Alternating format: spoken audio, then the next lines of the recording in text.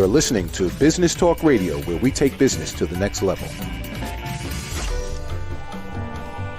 Rapping with Dr. Jacalyn connects you with experts from all over the world to help you take charge of your career, your business, and your life.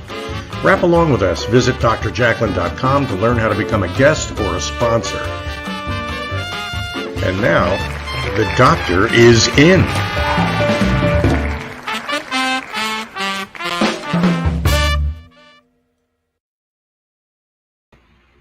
Hello and welcome back. Guess what? It's still me. I'm here again. I can't believe it. I'm so excited. You are watching Rapping with Dr. Jacalyn, the business talk show. I am your host, executive producer, director, and broadcast engineer. That is a mouthful, but I never get tired of saying it. My co-host today is a great friend, my partner. He is the man of men. What does that even mean? It means that he knows everything there is to know about broadcasting. He knows a ton about the business world, and he knows all about how to make our guests feel comfortable. Welcome, Mr. Cini. So good to see you. Dr. Jacalyn, it's such a pleasure to see you. And this, those kind words, I'll work really hard today to live up to them.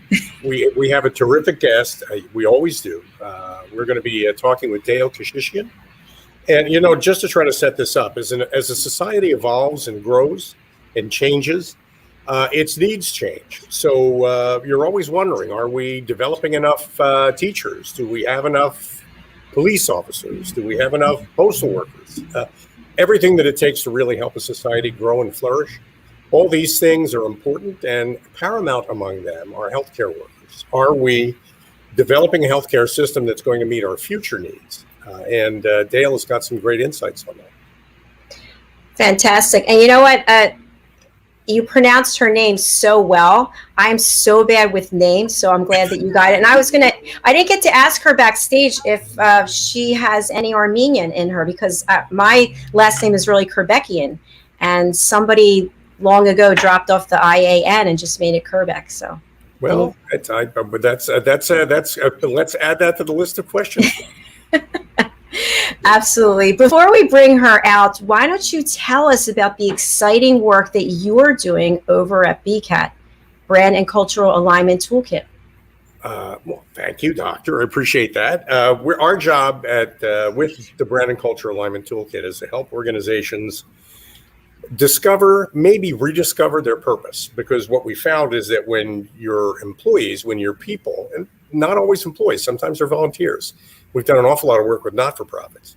When the people who are part of your organization are aligned with the purpose of your organization, they work harder, they work smarter, they work more effectively, they give better customer service, and they enjoy their work more. A lot of people think that making employees happy is the key to making them productive. Well, what we've discovered is that when you make people productive around a purpose, when you remind them what the purpose of your organization is and get them to commit themselves to that, that's what makes them happy. So there's joy in work. In fact, there's joy in all work. And with the Brand and Culture Alignment Toolkit, we help people rediscover that. Thank you so much, Al. That is really important. As you know, my life in the corporate world, which I retired from last year, was all about culture, recognition, and getting people involved, teamwork, partnership. So I really appreciate that. That's your area of focus. Thanks very much, Doc. Let's bring out Dale, because as you mentioned, healthcare is such an important topic from so many aspects. We could have a show for a week just to talk about, just to start delving into it. So welcome to the program, Dale. Hey, good afternoon. Thank you for having me. Hey, Dale. I guess, first of all, Doctor, you have a question about Dale's last name. Yes. So are you Armenian? Is there any Armenian in there? I'm Armenian. Yes, my husband was Armenian, but I'm Armenian too. How about that? It's a small world. And it was easy for me to pronounce because I have many Armenian friends. Many of my neighbors are Armenian. So I've seen that last name in different forms before. And I didn't know you used to be Kerbekian, which is pretty cool. It is pretty cool. It's pretty cool. So go ahead. Sorry, Doc. I was just going to pick up on something I discussed with Dale before the program. Yes, go ahead. Kind of burning in my brain. Do it. as I'm getting older, I'm worried that when I need it, I won't have the doctor that I need who's best equipped to deal with my problems, whatever they might be. And when I look at 300 million other Americans, try to think about their particular needs, various ages, various languages, increasing diversity. How is healthcare going to keep up with all that? It's a scary landscape, and we're going to talk about it. And there are some solutions, but we really have to get cracking because it's going to get worse before it gets better. Well, it's important. It's an important fact to face. So it's good to have you on the program to help us do that. Thank you. Dale, I'd like to explore a little bit before we dive right in. What is it that got you interested in the whole area of health? Well, early on, I was very close to my grandmother, and my grandmother had asthma. And I just remember being a little girl and just my heart broke when she was struggling to breathe. And I liked science, and I wanted to do something that would help people. So healthcare was a natural progression. And then the more I got into the field, the more I saw some of the issues that we're going to talk about today, and felt that it was necessary to jump in and do something. Well, we so appreciate you for doing that, because that's what it takes. It takes action, right? We could sit and talk all day long, but without action, nothing. Well, and I think we have a lot of misconceptions to overcome, and I think we have a lot of. I mentioned to Dale that I have a neighbor who is a part of a multi-generational family of physicians. And a few months ago, I was having a conversation with him, and he shared with me that for the first time in his history, he's telling his children, don't become doctors. So I think that's like the tip of an iceberg, really. There's probably something below the waterline that's much bigger than that. So maybe you can characterize that for us, Dale? Well, I think, medicine has become very complex.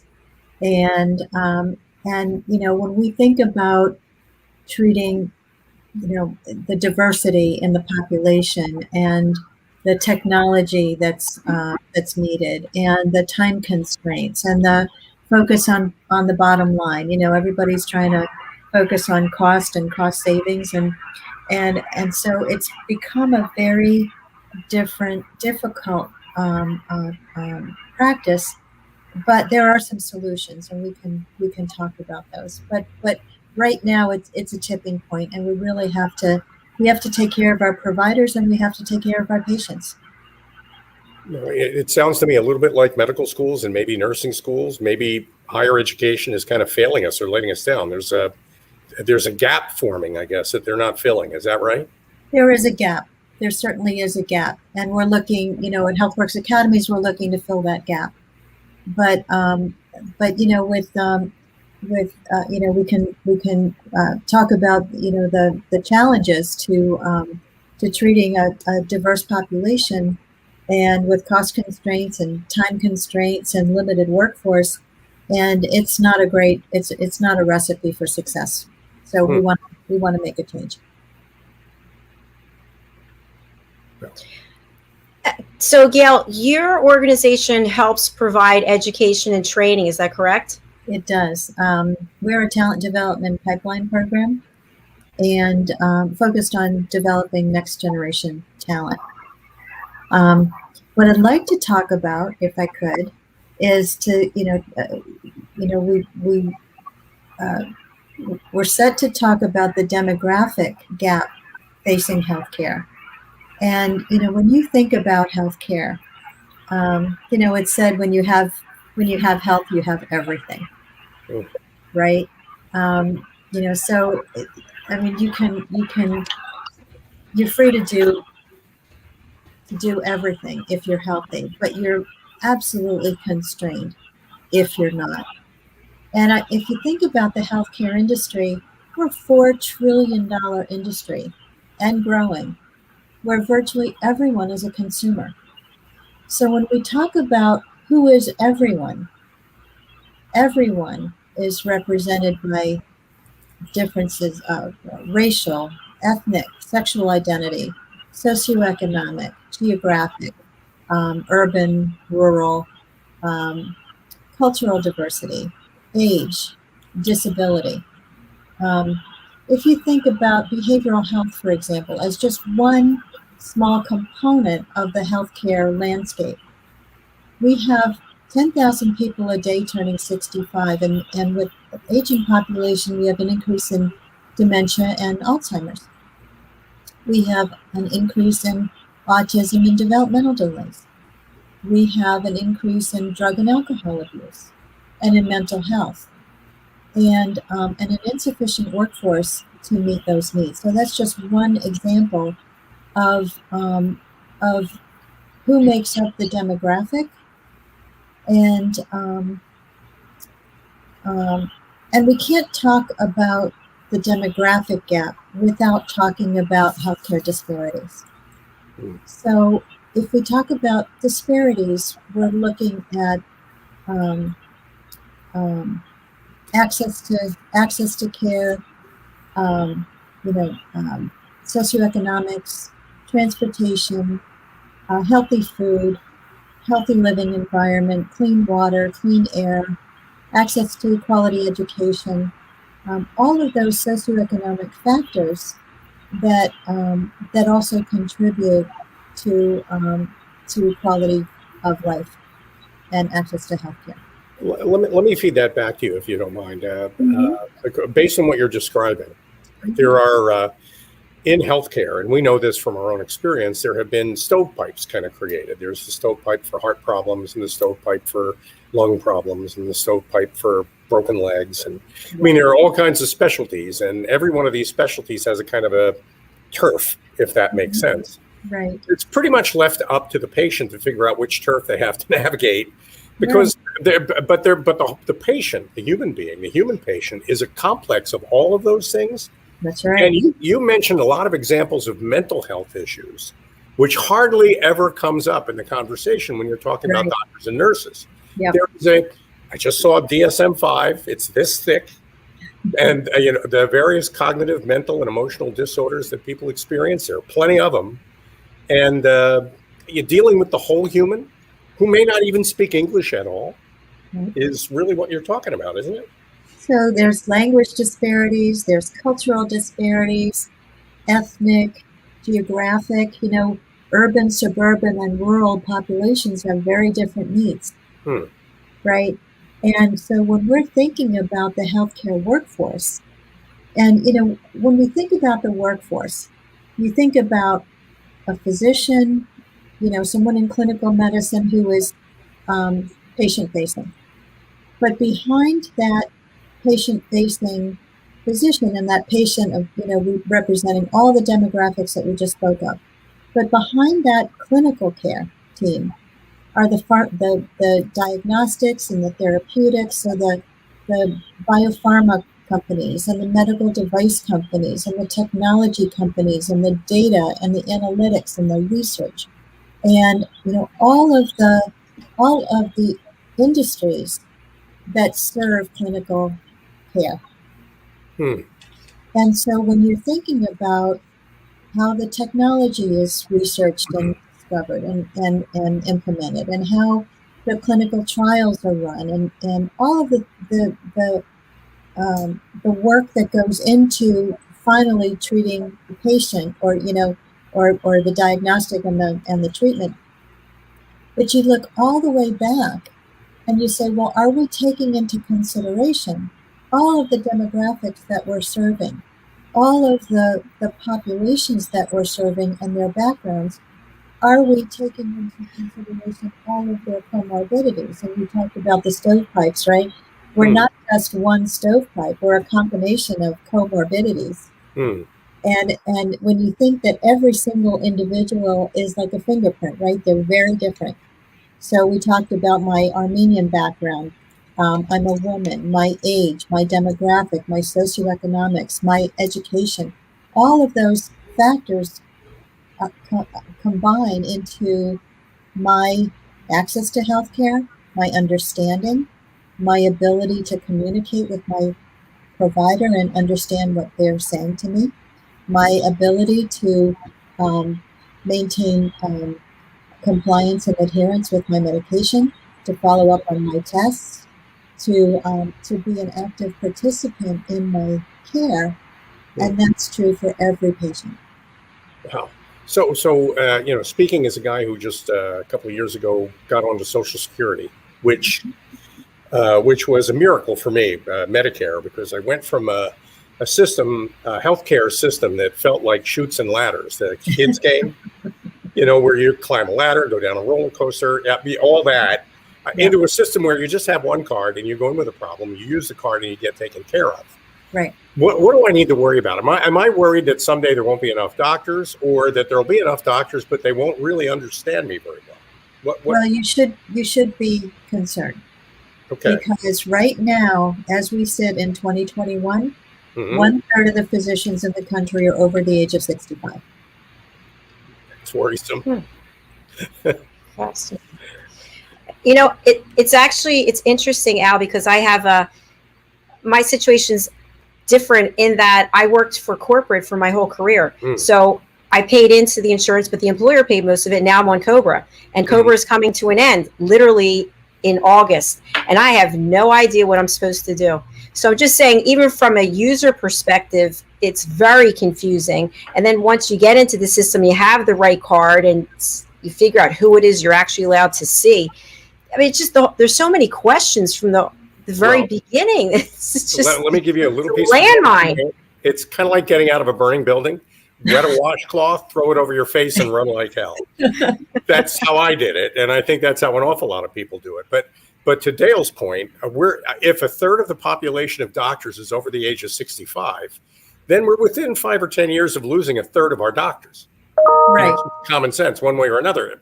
Mostly happy because they've retired, but for whatever reason, we're going to be working with fewer doctors. And it sounds to me also, Dale, that without HealthWorks Academies, which is the problem that you're trying to solve, right, our educational system really isn't preparing people very well for becoming doctors, is it? We're not. We have, if you look at the progression of students graduating from STEM in college, there is a steep decline in the last few years, a precipitous decline. And, quite honestly, STEM is hard. And so for students who don't have the academic preparation in high school to be successful in college, who don't have a support system while they're in college, it's really easy to drop out and switch to another major that isn't so hard. The other thing too is that, students will go into STEM with the idea that they're going to go to medical school, and they don't do well in biochem or something that, that is a requirement. And then they don't know what to do. Or they go into a nursing program and realize they really don't like nursing. Then what? You've got a couple of years invested, and then what do you do? So our program is designed to give students that experience and that academic preparation early on. So we go into high schools, grades 9 through 12, with an in-school program. We designed our own STEM curriculum that can be implemented in 48 states in public, private, charter, and faith-based schools. We work with a cohort of students starting in grade 9, where we implement the curriculum. We have a professional development for teachers. We have an enhanced STEM curriculum. It's embedded with social emotional learning, what we refer to as whole child learning and problem-based learning, that critical thinking and leadership and problem-solving skills. We've embedded leadership skills, communication, ownership of the whole, commitment to excellence, teamwork. Looking at what makes a great hire in the healthcare field, whether whatever industry, and we embed them in our program so that students have those skills.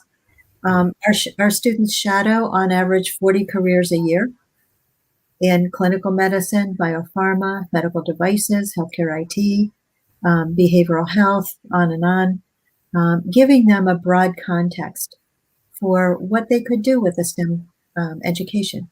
And then as they start, and they do that for 4 years. So by the time they're ready to make a decision on what they want to do, after graduation from high school, they have a broad context of industry experience and career experience to draw from.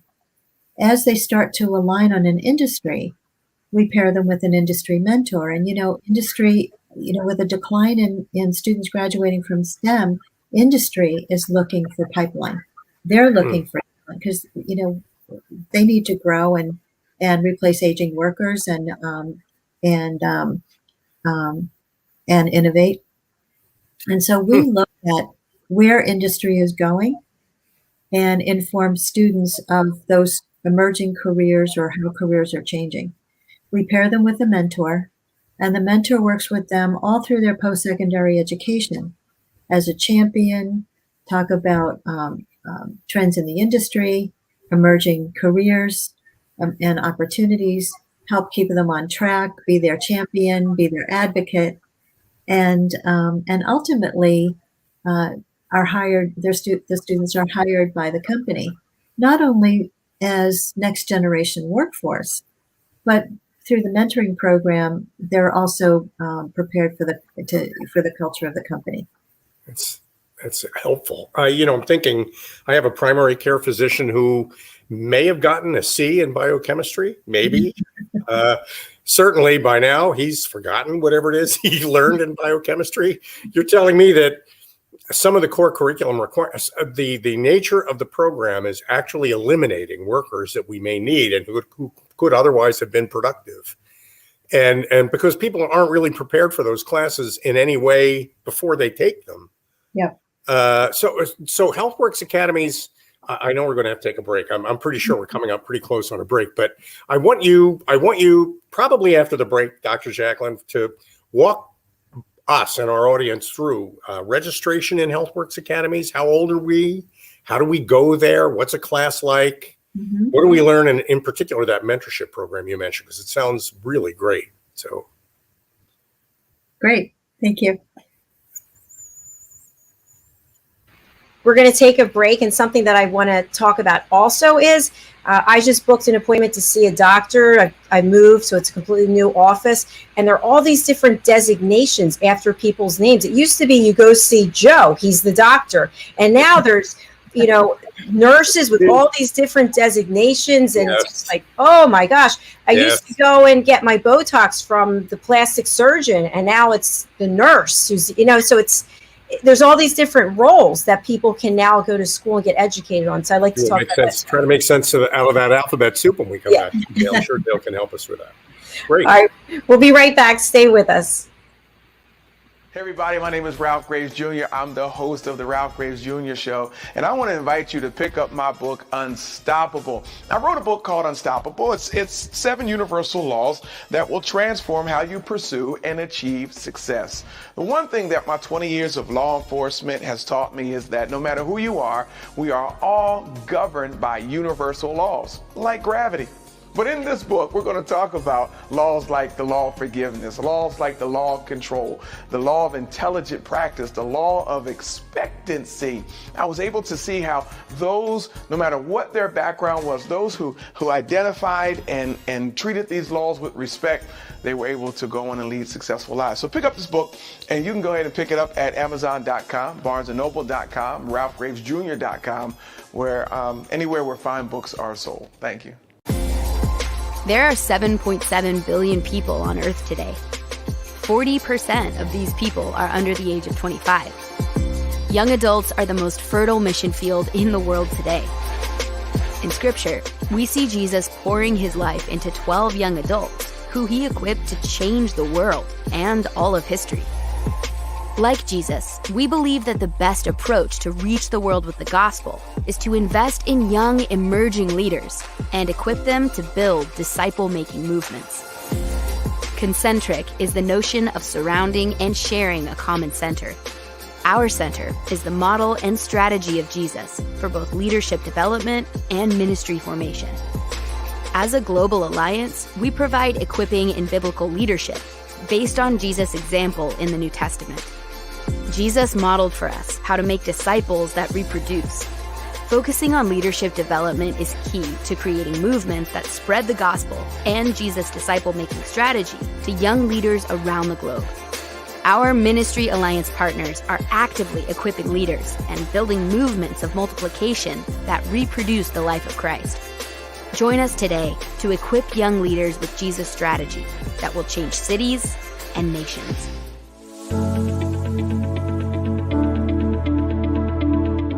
The session that we had with BCAT was really entertaining and enlightening. We were able to put together some very specific steps that we as individuals can take, and it was really fun to all come together and see sort of where we're going as a team and how we can all get there together.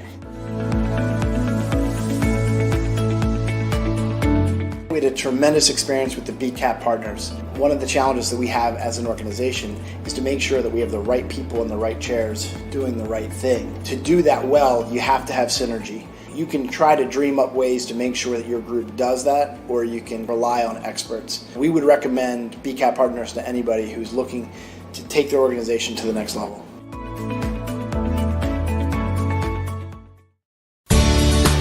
Academies Sedan and Limo is a full-service transportation company serving the Philadelphia metropolitan area with full knowledge of the New York City, Baltimore, and Washington, D.C. areas. We pride ourselves on being the most dependable, conscientious company in the industry. Our always on-time service and dependable pricing make us the company to call for any event or occasion.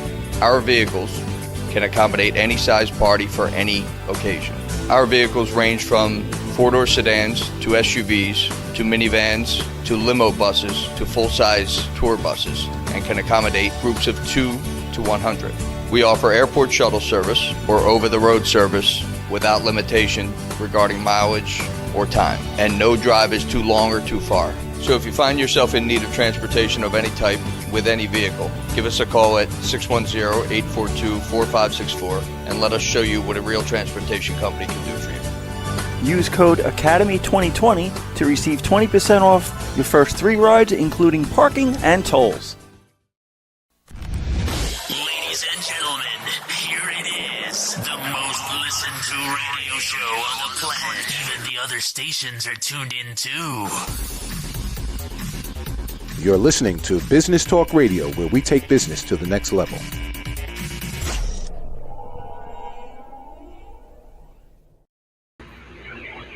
Welcome back to Rapping with Dr. Jacalyn. I know this is normally the break where you bring us back, Dr. Jacalyn, but I have to tell you, I was just looking at the HealthWorks Academies website, and I was on the board of a charter school in Philadelphia. And the marriage of what HealthWorks Academies does and what a charter school or a public high school could offer, it's very exciting to me. And I'll tell you what. Watch the news. You hear headlines about schools dropping advanced placement programs because they're afraid that they're not diverse enough. Well, those advanced placement programs are often STEM training programs. They're science, technology, engineering, mathematics, the kinds of things it takes to grow up to become a competent healthcare provider. And the idea that HealthWorks Academies kind of swoops in there and works with high schools and charter schools to fill that gap, maybe to do I have it right, Dale? Because that mission is so valuable. It absolutely is, and I think what we saw is that industry is changing so fast. The advances in industry are just astounding, and job descriptions are changing. If you asked about the alphabet group, we have if you ask a nurse, for example, if their job description has changed in the last 5 years, they'll laugh because it's changed so dramatically. And we have industry that is accelerating at a pace that we've just never seen. Technology is accelerating. In Philadelphia, we're a hub for cell and gene therapy. If you'd ask me what cell and gene therapy was 5 years ago, I wouldn't know. And yet it's extraordinarily impactful in how we treat and cure disease. It's amazing. But we need students to know that these careers exist, and then we have to fill the gap, the education gap, so that they're prepared. We designing HealthWorks, we identified 8 gaps to STEM education, and if we don't address those gaps, then it's hard for students starting in 9th grade or earlier to make the transition to the professionals that we need. There's a fundamental skills gap. Social emotional learning, problem-based learning, um, um, uh, leadership skills, critically important for students. But career awareness gap, if we don't have role models in every facet of every industry, you don't know that they even exist. We like to say, if you can't see it, you can't be it. So that career experience, 40 careers a year, is what we can cram into a year. But at the end of 4 years, gives a broad context for students to say, I don't like this, or I really love this, and this is what I want to do. And that chemistry course that I thought I could get a C is a critical stepping stone to what I want to do. So I better crack some crack the books and get a better grade. Huh. The belief gap. Students say, well, I would love to be a doctor, but I couldn't do that. I'm not smart enough. I don't have what it takes, right? Or just fill in the blank until they see those careers and they see people who look like them, and then they have a million questions. How did you do it? How did you navigate? How did you get to where you are? Where were you in the 9th grade? And what was your almost certain future, and what happened? And then they learn the academic pathway and the career ladder, and and they see the environment and the work product, and what a day in the life looks like, right? And it dispels a lot of misconceptions. That academic preparation gap, critically important that we start early in STEM, and that it's a build so that students are comfortable and they're eager to learn and they're supported and they have what they need. And teachers have what they need. We have a STEM, we have a shortage of STEM teachers, and that STEM teacher shortage is contributing to the STEM graduates shortage. So we support teachers to deliver the content. We have that post-secondary education gap is predicated on the high school competency, right? So we need to address that. The geographic gap, urban, suburban, rural, across the country. We have students that don't have the HealthWorks Academies and could benefit. We have a demographic gap. We talked about diversity in the workforce. Critically important to meeting the needs of the patients we serve, whether it's patient-facing in clinical medicine or in all the other industries that I mentioned, to ultimately serve patients. And so that demographic gap needs to be represented in clinical medicine, but also at every level, including the leadership and board level of all of the industries in healthcare. Dale, lots of really great information there. I'm hearing some feedback. Is anyone else? A little bit of noise, Just maybe a went little bit of background noise, but Dale's coming through pretty clearly. Yes, she is. So Dale, what I wanted to ask you is, we had talked before the break about the fact that it used to be there was one doctor and the office manager or the person at the front desk, and now in healthcare there are all of these new positions. So how do you, with your program, with what you're doing to educate and first recruit, educate, how do you let people know about all these new career opportunities that are out there in healthcare? Well, that's part of that 40 careers a year shadowing. And, we knew early on that we weren't going to have enough physicians. So, nurse practitioners, physician assistants, physician extenders, technology, telemedicine, that is continuing to evolve. And certainly, we saw telemedicine explode during COVID, right? And that actually, that it's been great. I mean, imagine not having to get on the bus and taking 3 buses to your doctor's office, to be seen. And then, and if you're a minimum wage worker and, you have to give up your hours and, it's hard, right? For most of us, we jump in the car and we just go. It's not that easy for a lot of people. And, if you have a disability, it's hard. So technology is really, coming into the mix and we're seeing it work. But somebody has to run the technology. Somebody has to make sure that it works. Somebody has to, look at patient data and outcomes and make sure that it's it's meeting the need. It's complex, but people somebody has to do all of those things, and so we introduce students to all of those careers and emerging careers. I've said it before. I like the model of Wayne Gretzky. When great hockey player, one of the best, and was asked how he scored so many goals. He said, "I skate to where the puck is going." And for HealthWorks Academies, we introduce students to industry and where they're going. So emerging careers, emerging trends, emerging technologies, so that students can prepare themselves for careers in those fields. This is, I'm going to, if you don't mind, I'm going to go to your founder's letter, which I'm looking at on your website. I'm going to read this last paragraph because a couple of things I want you to do, Dale, for us.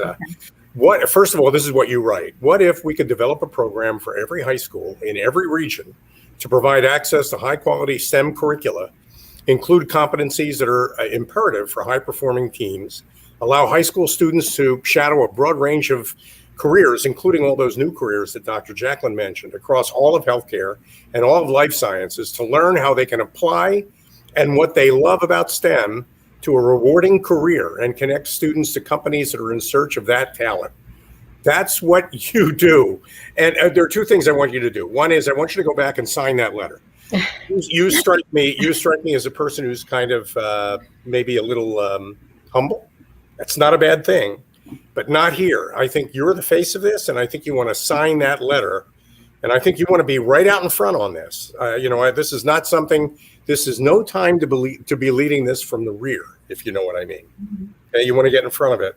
And the second thing is, so here we are, we're on Dr. Jacalyn. There could be people who own charter schools. There could be high school administrators watching.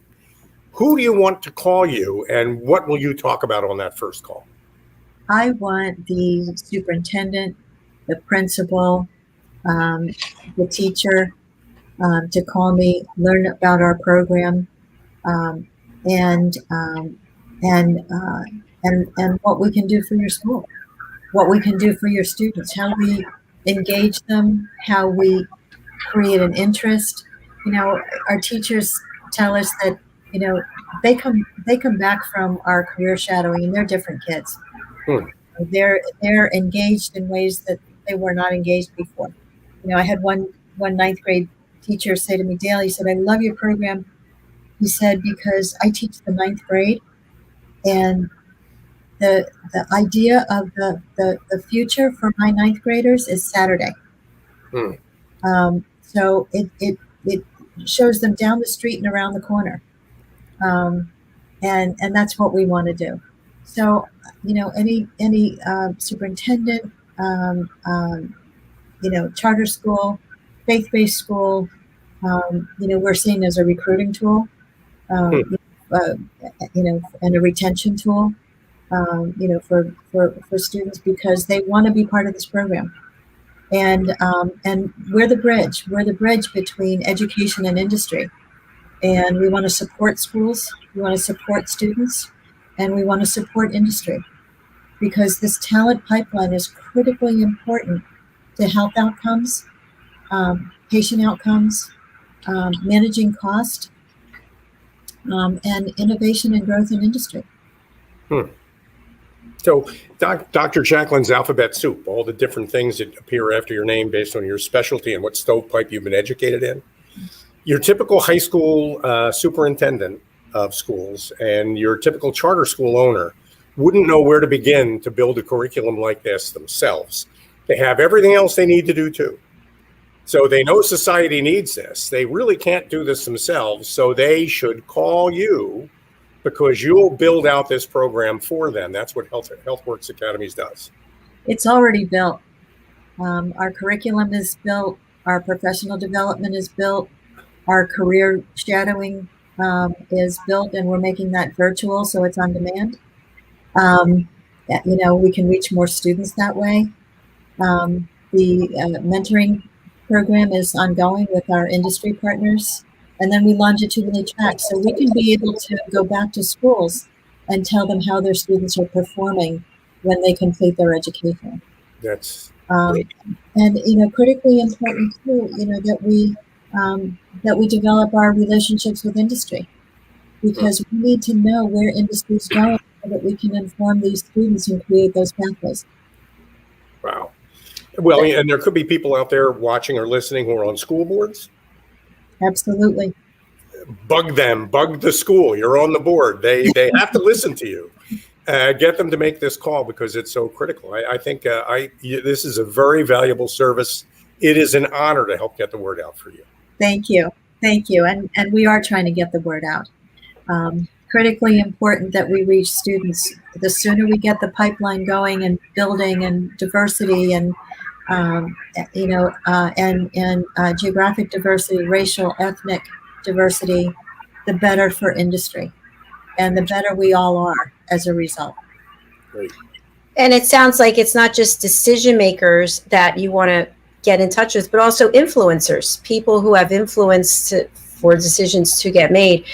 We need to take a break, but what I wanted to talk about when we come back, if it's okay, is we need more diversification. We know this. We need more inclusion. How do we get this message out? How do we get to the talent pools that are typically not being included in the whole healthcare industry?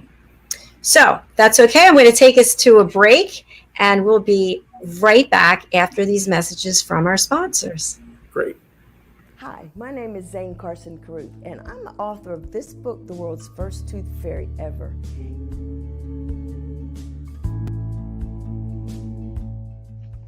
Reading is magic.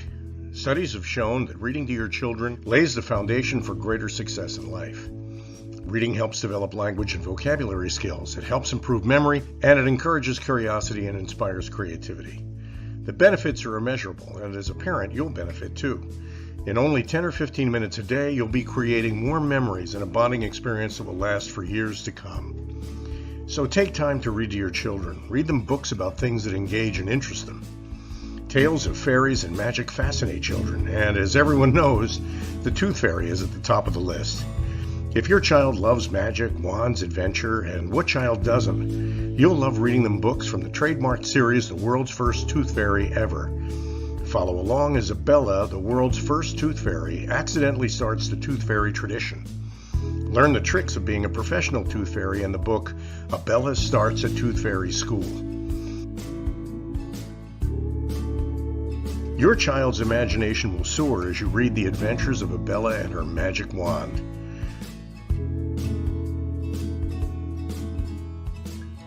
These wonderful books are available at worldsfirsttoothfairy.com and at Amazon, Barnes & Noble, and Walmart.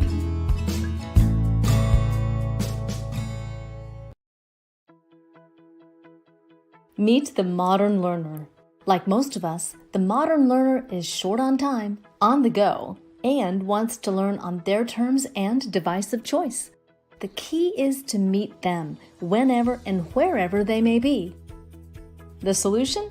Best-in-class content served up by the Engagement mobile learning platform, where the modern learner is at the center of the learning experience. For example, they can receive a text message that alerts them to a new learning module. They simply tap, watch, read, and engage or play a fun learning game. We transform your content into modules that are timely, accurate, academically rigorous, yet engaging and robust. Personality motivators are blended with modern adult learning principles to make it faster and more natural to absorb the content and have fun while learning. Our cutting-edge platform offers something for everyone.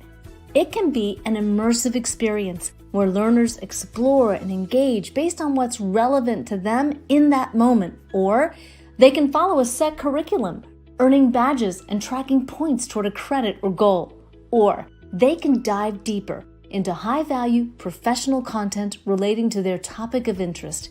It's binge learning at its best.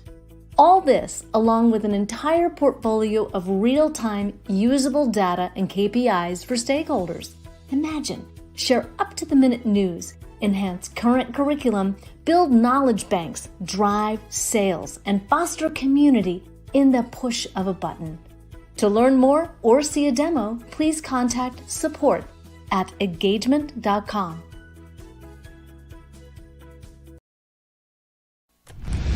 Ladies and gentlemen, here it is, the most listened to radio show on the planet. Even the other stations are tuned in too.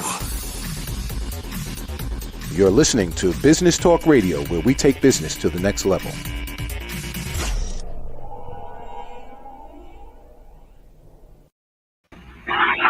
Welcome back, everybody. You were watching and listening to Rapping with Dr. Jacalyn. My name is Cini, and of course, I am joined by my good friend and partner, Dr. Jacalyn Kerbeck, and we're worried about your future in healthcare so that you don't have to.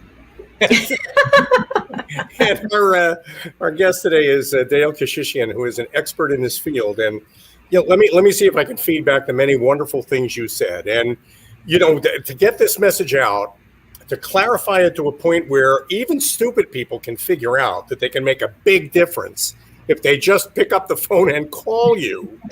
Seriously. And that's what we want people to do. Call Dale Keshishian. There are kids out there who don't know it yet, but could become doctors. They're in the diverse communities that Dr. Jacalyn was talking about. They already speak Spanish and tons of other languages. Instead of allowing them to drift away from what we need in the future, let's see if we can't energize them while they're thinking about what they want to do for a living, and also set their expectations so that they work a little harder and they don't get washed out when they go to medical school. And that is HealthWorks Academies. So I have that right? You do. I love the tagline for the United Negro College Fund when they said, "A mind is a terrible thing to waste." When we're working with first generation kids, low socioeconomic families without role models, barely supporting their families, and it's really hard. That these kids don't have a fighting chance. But when we come in and we work with them and we bring our resources to them, education resources, career shadowing resources, mentoring resources, it level sets the field for them and gives them the opportunity to succeed where without the bridge, you wouldn't know where to go. Yeah. And that's true for all of us. It's sad. A mind is a wonderful thing to put to work. And, when you got a goal in mind, then all of a sudden it isn't wasted anymore. And, Dr. Jacalyn, I got so excited by the whole HealthWorks Academies. For all the work that I did at that charter school, I got so worked up, I stepped on your line after the break. So go talk about that diversity point you made was such a great point. Well, obviously, we're talking more and more and more, as we should, about diversity and inclusion. And so wondering what type of strategies do you have in place that you're using to recruit talent from diverse environments and backgrounds? Making this available to schools in every geographic location, and reaching students that otherwise wouldn't have access to a quality STEM education preparation and workforce, critically important to create that bridge. So, reaching those students and giving them what they need to be successful. We can talk, I'm thrilled to see the diversity, equity, and inclusion programs that companies are committing to. But it's going to be very hard to fulfill those roles and particularly those leadership roles and those board roles if we don't have a succession of talent from the populations that we're looking to serve. So the superstar doctors and nurses of tomorrow are already in our high schools. They just don't know it yet. Exactly. And our high schools are not equipped to find them, to inspire them, and to direct them. They have a lot on their plate. Yes. Right. They have all kinds of issues that they're dealing with, and great kids from grades 9 through 12, they're not easy. Right. So, I know I was. I don't think Al was, though. Were you? I was a real troublemaker. I was a real troublemaker. It's hard. It's hard to get them to focus. It's hard to, they're training them, right? But we come in with an added level of support that they don't have, and frankly, they're not expected to know where the industry is going and how to prepare them for post-secondary education, and graduate level education. That's not their job, right? So we saw the opportunity and the need for a bridge between high school and industry, and so we support them both. There's so much common sense in what you say. I'm so glad somebody's doing it. It's so important. I'm just sorry I haven't heard about it before today. I haven't seen him this excited. I'm very worked up because of the work I did at the charter school. I mean, the charter school, all schools work really hard. I mean, they get such a bad rap as a community often, but they work really hard doing exactly what Dale says. They've got bread and butter problems to solve every day. They're fully engaged in that. They're very focused on the kids. Really, they are. Yeah. And everyone I've ever met has been somebody who's dedicated to outcomes for the children that they serve and the communities they work in. But if somebody could come along and open up a STEM program inside of a school that you can just offer without having to develop it, build it, test it, something you could they would love that. And you could do this for high schools anywhere in the country. Is that right, Dale? That's right. 48 states. And I shared this with somebody, and he sat back and he listened, and he was an educator, and he said, "How is this not school?" Right?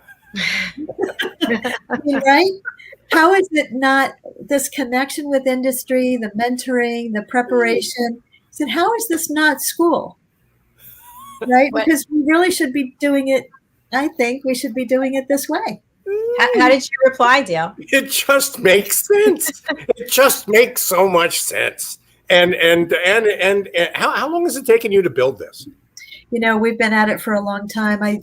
This was a labor of love that I started and did it after work and on weekends and for a long time. So we started in probably about 2010. We were very fortunate to get a grant from Rothman Institute, and that allowed us to develop our curriculum. And once that was created, then we could go and develop everything else. It's a vision on your part, and support from Rothman is not that's pretty good. It's a big endorsement. So, I once read a post by Richard Branson, and it was a funny post because he said, if you ever have the opportunity to do something, change careers and do something, even if you don't know how to do it, don't tell anybody. Just get in there and do the job, right? And you'll learn as you go along. And my comment under that was, is that how you find your pilots? Because I don't know that I want my pilot to learn in the cockpit how to operate all those controls while I'm on my way someplace.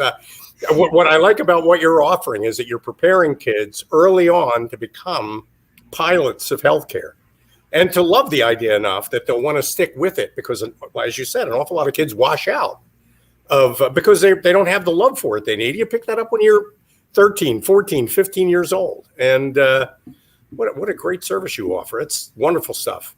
Thank you. The kids just light up when they see these careers that they didn't know existed. They didn't even know existed. And that is... what I really love about that too is like a lot of us, we get older in age and now we explore other career opportunities because we didn't even know these other things were there. You're giving it to them at the pivotal time in their life when they have all of this information. Hey, I don't have to just do this or do this. I have all these choices, and I think it's terrific what you're doing. And one more thing, if you're a charter school, then you depend on voluntary enrollments. I mean, charter schools are choice schools. You went there because the school appealed to you. Hook up with HealthWorks Academies is something you can add to your website that you offer to the community that makes parents more likely to pick you over 2 or 3 of your competitors. Yeah, it's a real marketing value add. Absolutely. If I could, I'd go back to high school, but only a high school that was connected with HealthWorks Academy. Only one that was connected with Dale. That would be it. Cool.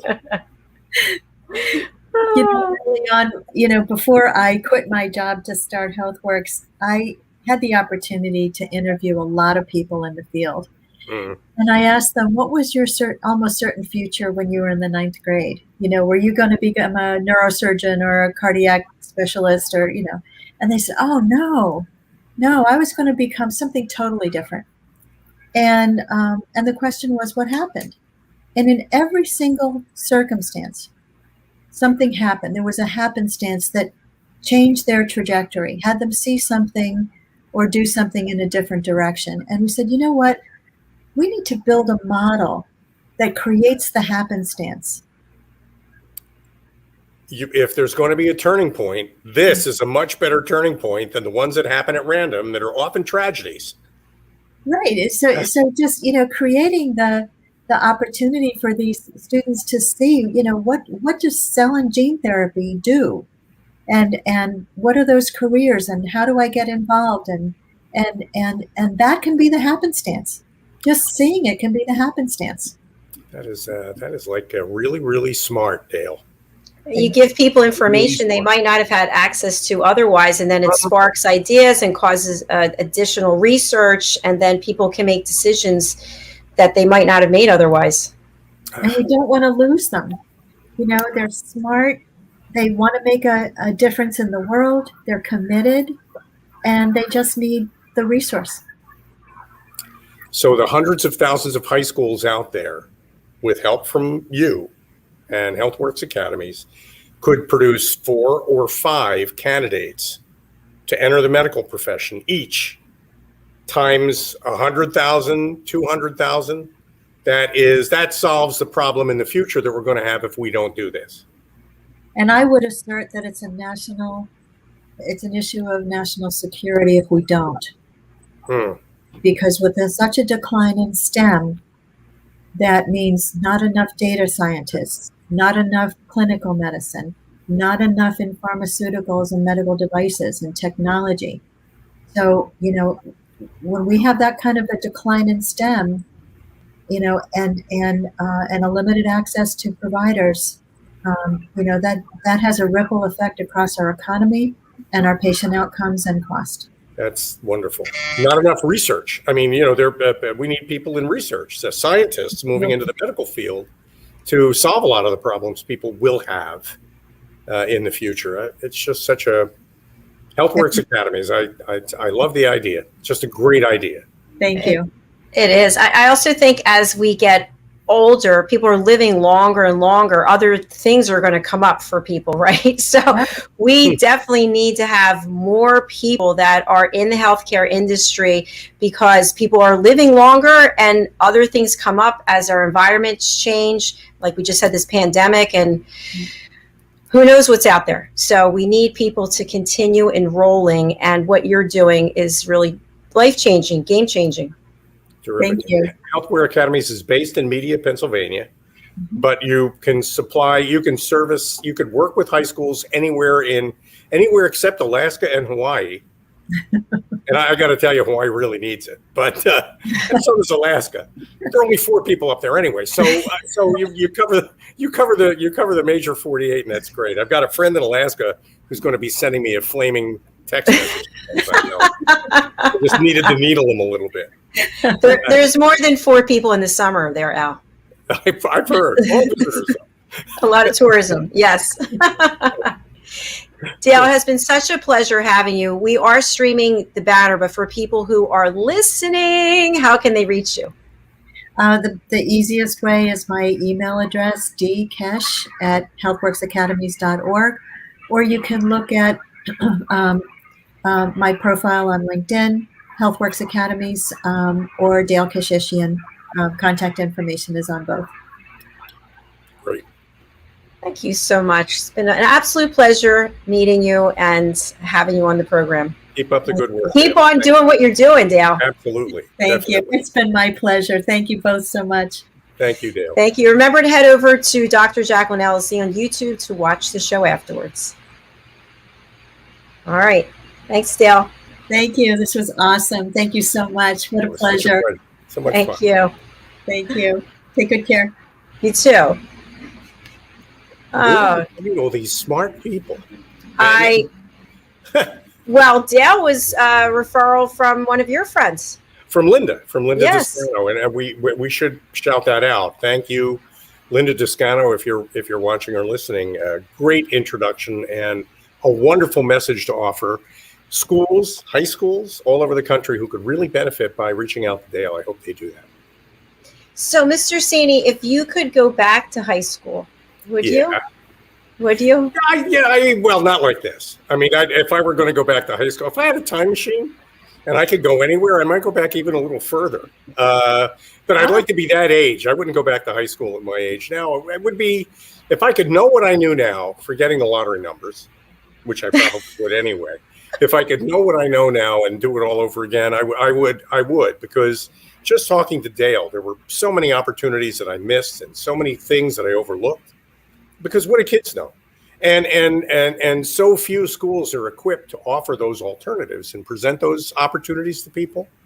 I would go back because I really think I missed a couple of turning points like Dale's that I could have taken that would have been good for me.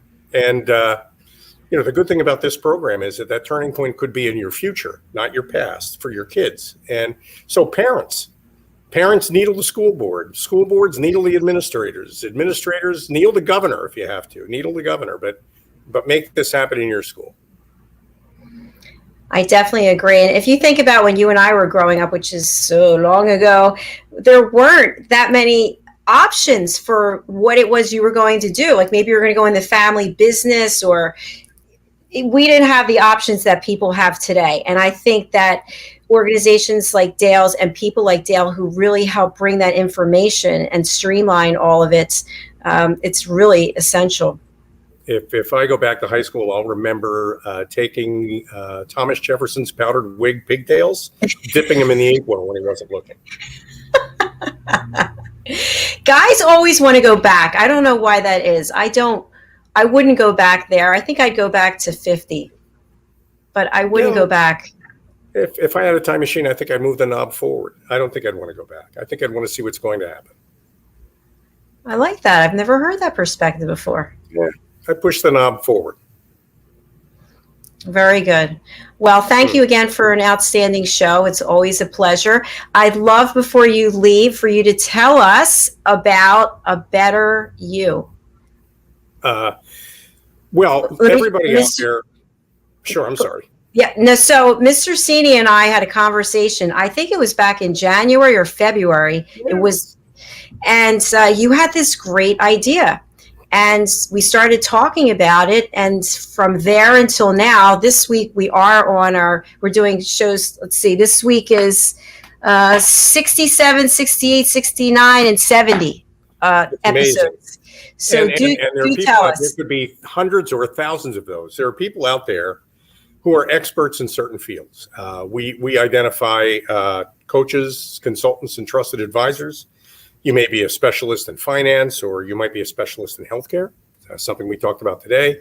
You might be a teacher, but everybody has a lesson they can offer to somebody who might need to take that lesson. And your program, our program, A Better You, is a platform that allows people who have a lesson to offer to the world to step up, take about 15 minutes to give that lesson step by step, explain how people could learn something from you that will make them a better version of themselves, a better you, And then there are programs beyond that Dr. Jacalyn will tell you about.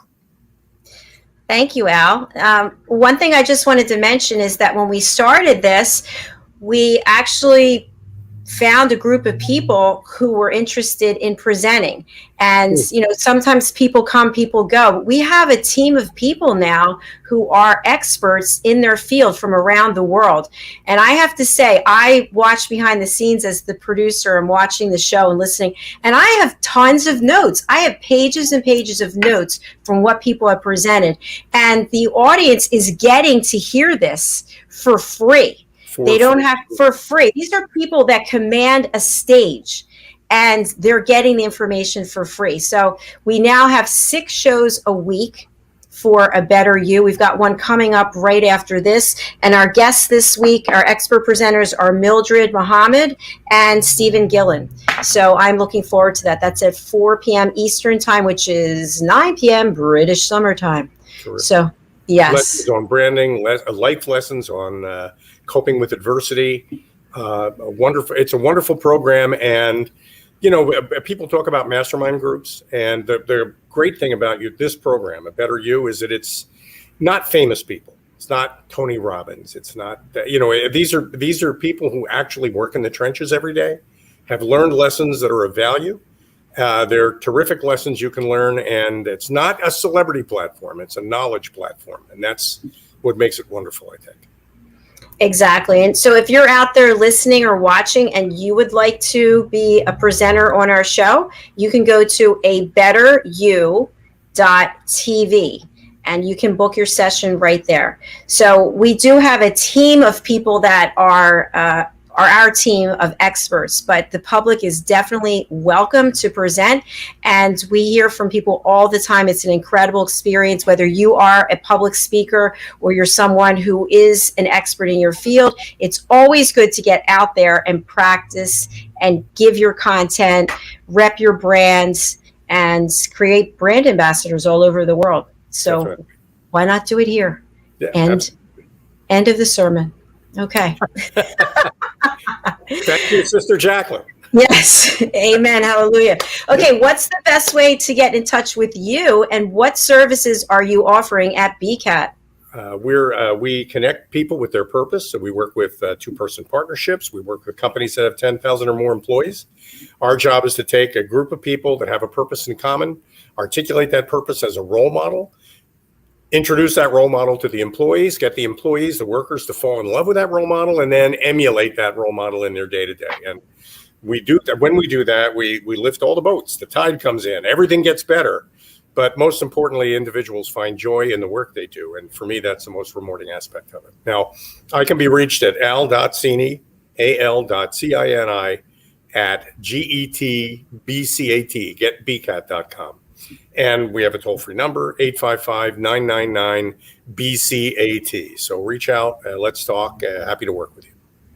Thank you, Al. And I just want to let our audience know that we will be doing a special episode for something that's near and dear to your heart. Do you want to just tee that up a little bit? I do. If we're talking about that 911 family that we talked about in the last program, I think maybe what we'll do maybe is schedule a program where we just talk about that. I lived on September 11, 2001, and we're coming up on the 20-year anniversary of that terrible day. And I lived about 3 blocks from the World Trade Center. When I got home from work 4 days later, I found a photograph on the terrace outside my apartment, and it was from World Trade Center 2.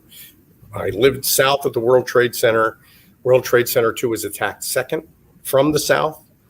A photograph was blown out of the building and into my life, frankly. And it's a photograph of a woman, Japanese woman, and her child that was on somebody's desk or in somebody's file cabinet, or I don't know where. But I really have been trying for the last 20 years to get people to look at the picture and maybe identify somehow the family that might be involved. And I know that the part of the building it came from housed Fuji Bank. So I think that probably is a good place to start. But in future episodes, we'll show the photo. I'll explain in more detail what surrounded it, because there was other material in the service too. And maybe somehow all those clues will trigger a thought or a memory in somebody's mind. And I can meet the family that owns this picture because I want to give it back. What will it mean to you, Al, when you do find the family? I don't think I have words for that, Dr. Jacalyn. Thanks for asking. I think it's something that I remember as vividly as if it were yesterday. It's something that I've tried to get closure on every year pretty much for the last 19 years. I'm hoping that this year will be the year that I actually give it back to somebody for whom it has meaning. I'd be very satisfied if that's how it turned out. Well, I see it happening. Good. We're going to continue to get the word out. Thank you. Appreciate that. Thank you, my friends. It's great seeing you here today, as always. We had 2 great shows together, which I love. I love Wednesdays and hanging out with you. And I wish you a beautiful rest of your day and catch up over the weekend. Although you'll probably be busy all weekend, won't you? I've got actually working over the weekend, but I've got stuff to do. But sure, we never stop, right? So I will talk to you over the weekend. I'll be here in this loft. It's just the green screen won't be up, but I'll be working. So. Well, we'll definitely have to schedule a conversation. It'll be fun to catch up. Fantastic. Thanks so much. Thanks. All right. See you again. Thank you, everyone. I'm so happy to have you here. I've got this is my new thing now. I've got my clip chart of shows. So we've got 2 shows coming up, as I mentioned, and that'll make it 7 for today. And then we've got 11 more between Thursday and Friday.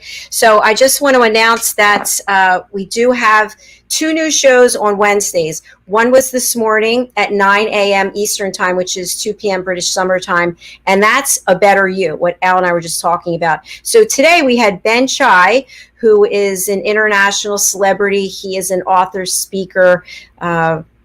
He's done so many things. He's on Clubhouse all the time. He gave 2 presentations on public speaking. So if you missed that, please go over to our YouTube channel, Dr. Jacalyn LLC. He's got some great tips about how to prepare before you do the presentation and then what to do when you actually are there at the venue.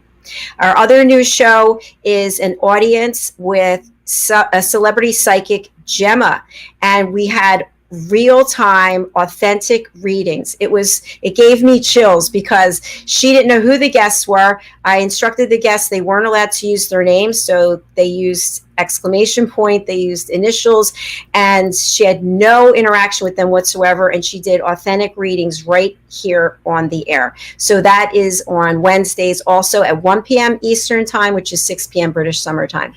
So there are announcements for today. I'll look forward to seeing you in a little while for A Better You, lessons from the best coaches, consultants, and trusted advisors. And as I mentioned, our 2 expert presenters are Mildred D. Muhammad and Stephen Gillen. See you later, folks. Bye-bye.